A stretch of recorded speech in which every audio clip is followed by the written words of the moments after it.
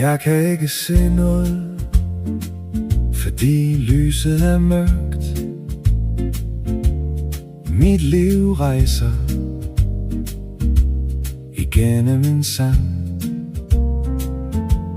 sunget af valer og bunket trommer. Mit barnesprog erobrer jeg tilbage. Uden den voksne perfekte verden, så verden bliver fuld af fantasi igen.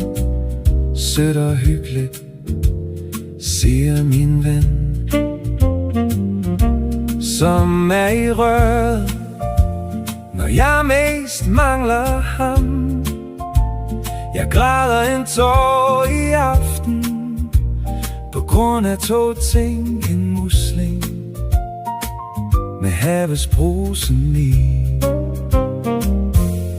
et ønske siden jeg var 4 år hos min Gerda og min ven Lolo.